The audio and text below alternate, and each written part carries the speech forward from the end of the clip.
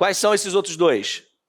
A glicemia casual, e ela só é feita para diabéticos tipo 1. Por que eu posso afirmar isso? Porque ela fala na presença dos sintomas 4Ps. Então, por que ela é casual? Porque o paciente pode colher sangue independente da última refeição. E aí eu não quero saber que horas ele comeu. Se ele tem sintomas de diabetes mellitus tipo 1, eu colho agora e já vejo. Como ele pode ter comido, o patamar é mais alto. Então é maior ou igual a 200. E aí é simples assim, maior ou igual a 200. Diagnóstico de diabetes, menor que 200, normal. Tá? Aí não tem meia faixa. Mesma coisa hemoglobina glicada, que a Marinha já perguntou várias vezes em prova. A hemoglobina glicada, preste atenção agora. Hemoglobina glicosilada, são sinônimos. Né? Tipo Valdemir, que sou eu, Vladimir, que é o outro professor que está dentro de mim, né? Valdemir, nomes que me chamam. Hemoglobina glicada, glicosilada, glicohemoglobina, mesmo nome. E ela é a média dos últimos 2 a 3 meses. Valor diagnóstico maior ou igual a 6,5. Menor que isso, normal. Igual ou maior que isso, diagnóstico de diabetes. E ela ajuda a diagnosticar e ajuda no acompanhamento metabólico do paciente, do tratamento. Por quê? Como ela é a média dos últimos 3 meses, eu pego o paciente na mentira. Ô, seu fulano, tudo bem? Como é que tá vendo? Pô, tô vendo aí que acho que o senhor engordou, hein? Não, engordei não, tô fazendo todo o tratamento dietético que vocês me passaram, tô usando direitinho os remédios, tô fazendo isso tudo. Pô, mas não tá aparecendo não, senhor. Não, mas tô. Então tá bom, vamos fazer aqui as orientações. Vou pedir um exame pro senhor. Aí pede, né, a glicada e a média vem alta, mostrando que o cara não está aderindo ao tratamento. Foi essa parte laboratorial? Maravilha. Agora vamos entrar na armadilha de prova. Porque agora estamos falando do paciente diabético. Ele tem diabetes. E a Marinha pode perguntar para vocês qual é a meta do controle glicêmico de paciente diabético. E dá uma vontade danada de falar que é a faixa normal dos exames. Porque esse é o ideal. Mas como ele já tem a doença, o fato de poder estar um pouco acima a sua glicemia não significa que isso é problema. Então, o Ministério estabeleceu, repara, o valor diagnóstico da glicada é de 6,5, mas ele estabeleceu que está bom uma glicada menor que 7, para o paciente que é diabético, tá, gente? Uma glicemia de jejum, e eu deixei em negrito porque é essa a pergunta, de 70 a 130. Só que, por exemplo, a Maria pode perguntar, segundo o Caderno de Atenção Básica 36, a meta do controle glicêmico para o paciente diabético, a glicemia deve ficar na faixa D, aí ele bota logo na letra A, 70 a 99. Aí tu vai lembrar que 99 é a faixa laboratorial de normalidade, vai marcar todo feliz, e lá na última alternativa ele bota 70 a 130, que é a resposta correta porque o cara é diabético. E 130 de glicemia para o paciente diabético causa alteração nenhuma, está controlada. Não vai causar nenhuma alteração metabólica. Ok? Então, 70 a 130. E a pós-prandial, que é quando você colhe o exame do paciente logo depois dele ter comido, o valor de meta é abaixo de 180. Esse é o que menos cai. Esses dois aqui são importantes e esse é o alvo principal. Deu para entender? Ok. Tratamentos do diabetes. Tipo 1, já vimos que só tem uma linha de tratamento. Repor o que está faltando. Então, o tratamento tipo 1 é insulina. E modificar sempre o estilo de vida. E o diabético tipo 2, eu também modifico o estilo de vida. Então, serve por 2. Tá? Na verdade, serve por os 4, gente. Mas diabetes tipo 2 me permite entrar com linhas de tratamento. A primeira linha, antidiabéticos orais, biguanidas, é o grupo, metformina, o exemplo. Então, cuidado com pergunta do tipo, qual é o medicamento, segundo o Caderno de Atenção Básica 36, que representa o grupo das biguanidas? É a metformina. A metformina como monoterapia, só ela, segura no máximo 5 anos a glicemia do paciente, depois ela vai escapar, ela não consegue sustentar, né, essa glicemia parada mais do que 5 anos, e aí exige que se ajuste a segunda linha, então entra metformina mais as sulfonilureias, que o caderno de atenção básica 36 chama a atenção para as duas ali, glicazida e glibenclamida, como as do SUS. Tá? Então, essas duas linhas são os antidiabéticos orais, está no texto de vocês, para que vocês possam ler, né? E a terceira linha é a linha da insulina, que todo paciente diabético acaba chegando nela. O diabetes tipo 1 já chega de cara, porque é o único tratamento, e o diabetes tipo 2, a história mostra que mesmo com todo o controle, vai chegar um momento em que a resistência insulínica é tão alta que ele começa a ter que entrar com insulina complementar, porque o organismo já não dá conta. Tá certo? Bem, eu comentei que eu ia trazer uma tabela falando um pouquinho dessa parte do risco. E aqui, só para mostrar para vocês que o ar-condicionado é bom, a sala já estava ficando quente, eu liguei o ar e não deu 3 minutos, já ficou gelado, porque aqui no W é assim, pessoal, ó, pessoal do YouTube aí, no W é assim, é temperatura agradável ou pneumonia ou desidratação, entendeu? Ar ligado, gelado, desligou, desidrata. Então aqui a gente traz a temperatura agradável para que vocês tenham um clima bastante favorável para o aprendizado. Como eu falei lá no início, muito obrigado, está me salvando, tá? Até porque é de grátis, então, estou brincando, depois eu pago nada. Como eu falei no início da aula, o pessoal que chegou depois aí no nosso YouTube e o pessoal que está em casa, estou brigando aqui com a voz por uma faringite, uma sinusite, aí o pessoal está me salvando aqui com a balinha que ajuda. Bom, nosso amigo aqui está chateado, ó. Fez exercício físico e está preocupado, porque existe uma tabela em que você cruza o IMC com a cintura abdominal, a circunferência abdominal. E eu comentei com vocês, lá na hipertensão, que o cara falava assim, ó, o ideal é que homens tenham uma cintura abdominal menor que 102 e mulheres menor que 88. Mas eu falei, mas isso não tira o risco. Lembra? Então, olha aqui, ó. Baixo peso, o problema não é com doenças cardiovasculares. Peso saudável, IMC, na faixa de 18,5 a 24,9. Porém, mesmo que o IMC esteja nessa faixa, se a cintura abdominal estiver maior que 102 ou maior que 88, ele vai ter o risco aumentado. Deu para entender que a cintura também é importante e não só o peso?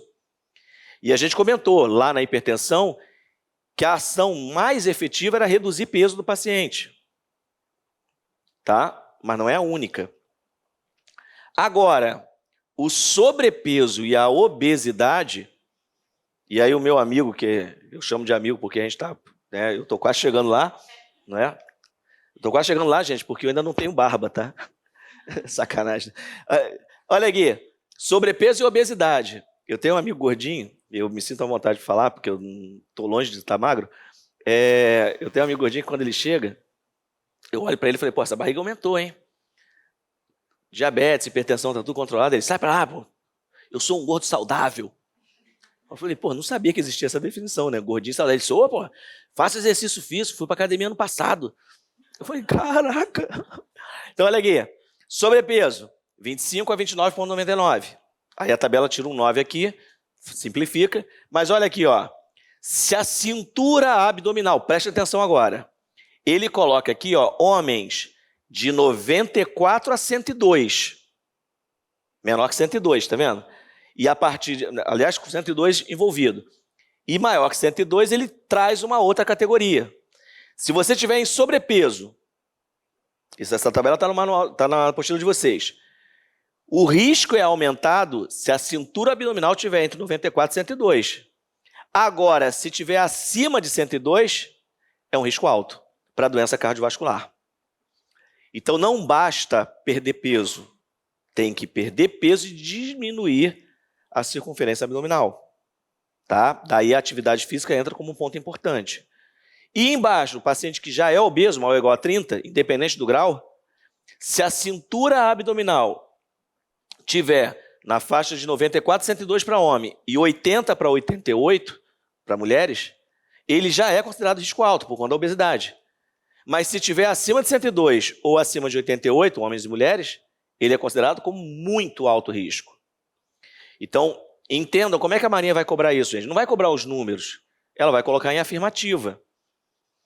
Para diminuir risco cardiovascular, basta o paciente perder peso. Verdadeiro ou falso? Falso. Para diminuir risco cardiovascular, tem que perder peso e diminuir circunferência abdominal. E essa circunferência terá que estar abaixo, homens de 94 e mulheres de 80. Porque quando eu baixo disso aqui, eu tiro o risco. Do ponto de vista da cintura abdominal. Deu para entender a tabela, gente? E o que vocês precisam ter de informação para a prova? Aí a ideia é consagrar os dois. Perde peso e diminui a circunferência abdominal. Tá? Bem, a última vez que eu medi a minha, porque eu fico muito brincando, assim, parece que eu me esculhamo, né? A última vez que eu medi a minha estava abaixo, graças a Deus, de 94. Tá? Beleza. Faz 10 anos. Terceira linha de tratamento, insulina.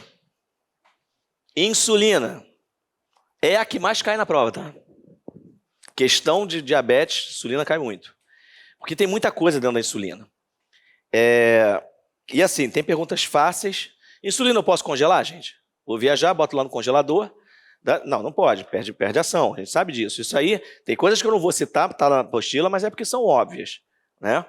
Eu vou perguntar aqui as coisas que a gente vai conversar aqui, coisas que eu sei que viram armadilhas, frente ao que você vê na prática às vezes e frente ao que alguns aprendem às vezes de forma equivocada. Então a gente vai trabalhar isso aí. A principal via de administração da insulina é a subcutânea.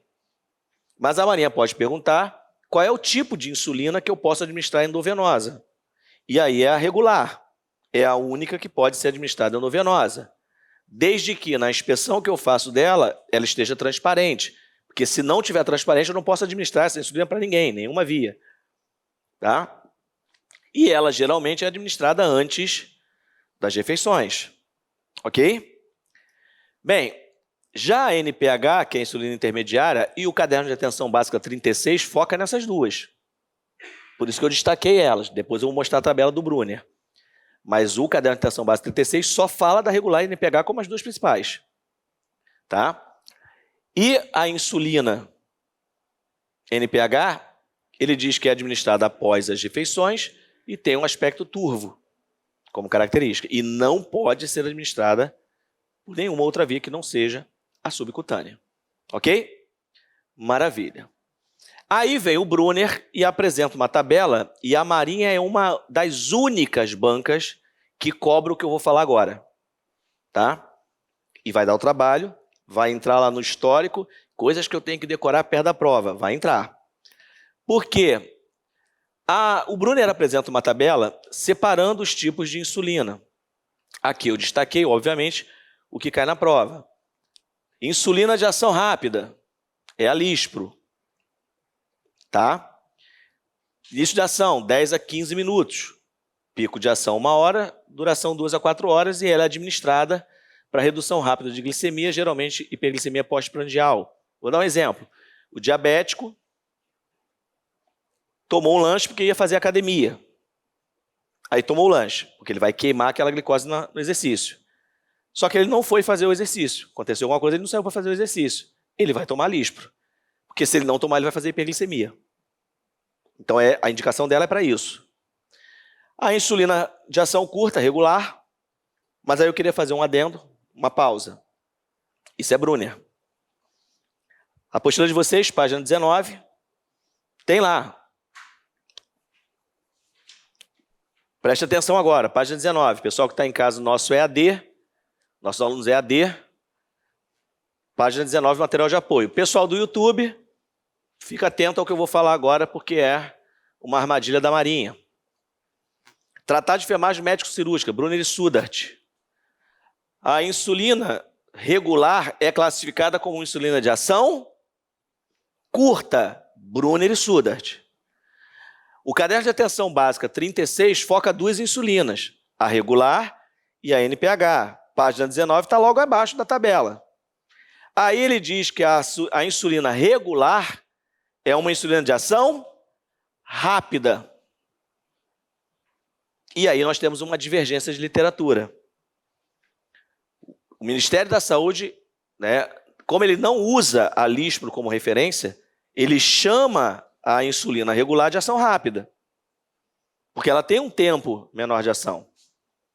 Tá? Já o Brunner, como ele destrincha tipos de insulina, ele categoriza a regular como de ação curta.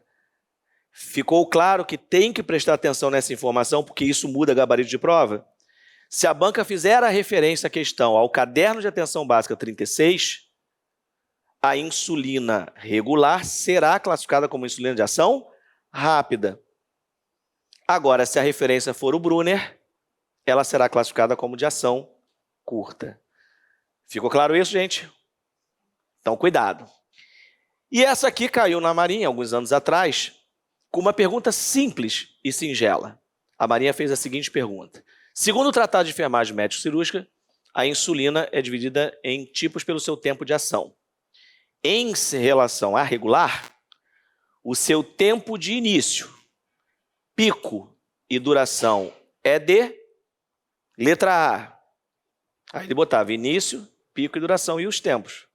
E você tinha de dizer qual era a alternativa que completava corretamente o início, o pico e a duração da regular. Exige que vocês façam o quê com essa tabela? Decore. Mas, em especial, gente, a insulina regular e a NPH, que são as duas mais importantes. Tá? Mas como, né, dizem que gato escaldado tem medo de água fria, ou seja, se o bicho já experimentou uma água quente, ele morre de medo de água fria, a gente não vai dar mole de não olhar as outras. Então tem que dar uma lida na tabela como um todo para não ser surpreendido com o cara pedindo algo que nunca pediu. Mas normalmente eles pedem regular e NPH, tá? Porque são as duas principais. Então não vou ficar lendo não, tá, gente? Então aqui os picos, início, pico e duração, e ela é, segundo o Brunner, administrada 20 a 30 minutos antes da refeição. O caderno de atenção básica 36 simplifica e fala assim, ó, meia hora antes. Tá? A NPH está aqui, o início, o pico e a duração, e aí percebam que a duração da intermediária, a NPH, chega até 20 horas. Aí eu vou voltar aqui, ó, a regular, até 6 horas. Isso vai fazer a diferença lá na frente, quando eu falar de complicações insulínicas. Tá ok? Beleza. E ela é administrada o quê? Depois das refeições. Mas observa, 16 a 20 horas. Isso aqui é tempo médio, tá, gente? A insulina pode acabar um pouco antes, pode durar um pouquinho depois. E tem a insulina de ação muito longa, que é a glargina, chamada de insulina basal.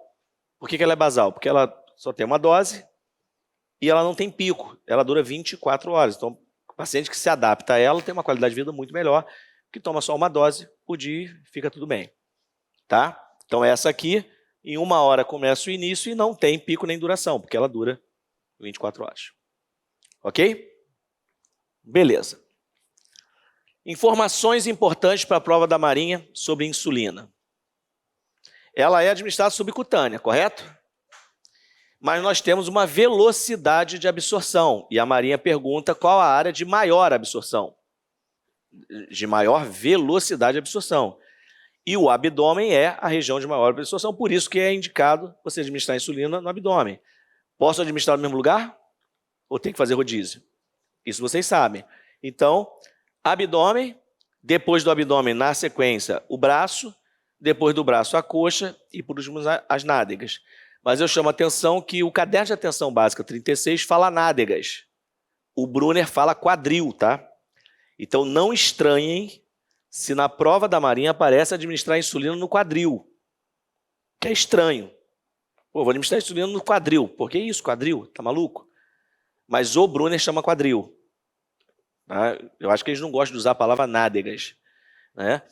Então, quadril, que é o menor, né, a menor velocidade de absorção.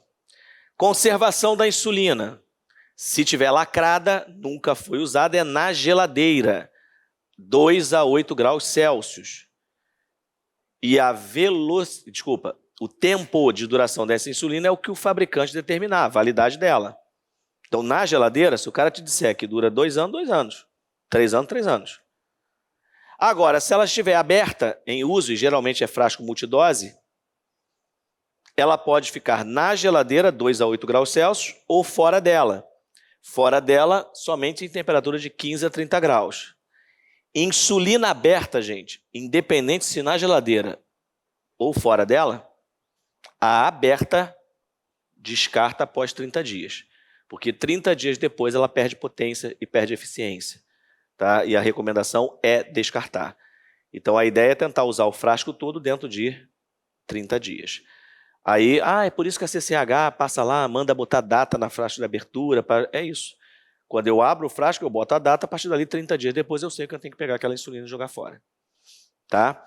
E por que eu não botei uma seta aqui? Aberta na geladeira também é 30, porque senão ia confundir com a lacrada. Então eu optei por deixar a informação verbal. Aberta não tem dúvida, abriu, está fora da geladeira, 30 dias depois, descarto. E a fechada, mesmo, né, a lacrada é na geladeira. Abri, mas botei na geladeira, não tem problema. Se abriu, 30 dias depois, descarta. Certo? Beleza. Mistura de insulina. Foi prescrito NPH irregular. Aspiro primeiro sempre a de menor ação. A regular, que é pergunta de prova. Insulina. Não posso agitar vigorosamente, senão você desestabiliza a solução. Pelo contrário, rola o frasco gentilmente na mão. Tá? Então, se vocês passarem no hospital e ver alguém rolando um frasco de insulina, ele não está maluco. Ele está seguindo a técnica. Autoaplicação. Se o paciente vai fazer a sua autoaplicação, ele reutiliza o conjunto seringa-agulha, pode reutilizar por até 8 aplicações. Pergunta de prova. E o descarte preferencial na caixa de pérfuro cortante que a unidade básica fornece. Mas o próprio caderno 36 sabe que não fornece.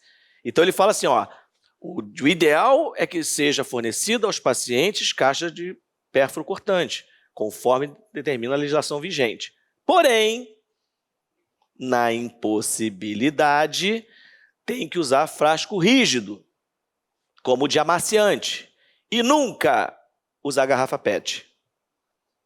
Garrafa PET não pode, e aí a banca sabe que na prática se recomenda aos pacientes colocar em garrafa PET, porque isso é uma falha da prática. A garrafa PET é mole demais e a agulha fura a garrafa PET, por isso que não pode. O frasco de amaciante é mais rígido e não deixa ser furado. Então, nesse momento, eles sabem que na prática isso acontece e aí coloca lá na prova que a garrafa PET pode ser utilizada como um recipiente para recolher pérfuro cortante e está errado. Tá? O paciente que está autoaplicando, gente, o paciente que está autoaplicando, ele deve ser orientado a recapar a agulha? Sim ou não? Sim. Sabe por que sim? Porque a palavra recapar a agulha na enfermagem é amaldiçoada, né? É amaldiçoada porque o profissional que reencapa a agulha, ele quase vai para a forca. Né? Se alguém pegar um profissional profissional de CCH, ou agora a segurança do paciente, né, que são os 2 cães de guarda que os hospitais têm. Se alguém pega o profissional recapando a agulha, ele já está condenado na ação, não precisa nem recurso. Mas estamos falando de um profissional que lida com o material biológico do outro. O paciente que autoaplica é dele mesmo. E como ele tem que reaproveitar o conjunto até 8 vezes, ele tem que recapar. Então, nós orientamos ao paciente a recapar a agulha, com cuidado, claro, porque se ele se furar, não é a questão do furo, é ele contaminar a agulha, e aí ele teria que trocar. Mas ele pode e deve recapar a agulha para poder utilizar a quantidade de vezes que é necessária. Tá certo? Então, cuidado só com isso. Bem, complicações da insulina. Tem várias. Reação alérgica local, reação alérgica sistêmica, a lipodistrofia, que vocês já falaram, que acontece quando, e por isso tem que fazer o rodízio na aplicação. Aí tem tipos de lipodistrofia, lipoatrofia, lipohipertrofia, mas a Marinha não entra nesse detalhe, não. Só que a principal complicação para a prova da Marinha é a hiperglicemia matinal, porque ela traduz três problemas que são importantes. E desses três, dois caem muito na prova da Marinha, que é o fenômeno do amanhecer, também chamado alvorecer ou dawn, e efeito Somogyi, que alguns falam, não, Valdemir, não é Somogyi não, é Somog. Mas eu sou brasileiro, Somogyi fica tão bonito, né? E como a prova da Marinha não é oral, então você chama de um jeito que quiser, mas tem que saber. Fenômeno do amanhecer, efeito Somogyi, declínio da insulina. Esse é o que menos cai. Por vezes, eles já perguntaram quais os três, tá? Por isso tem que saber os três. Mas eu vou explicar os três. Entendam agora que precisa saber para a prova qual é o problema e qual é a solução. A Marinha pode perguntar qual é o problema e qual é a solução. Em relação ao problema, ela pode citar o problema, fenômeno do amanhecer, e perguntar o que acontece. Já fez. E ela pode descrever o problema e perguntar quem é. Ela faz das duas formas. Tá?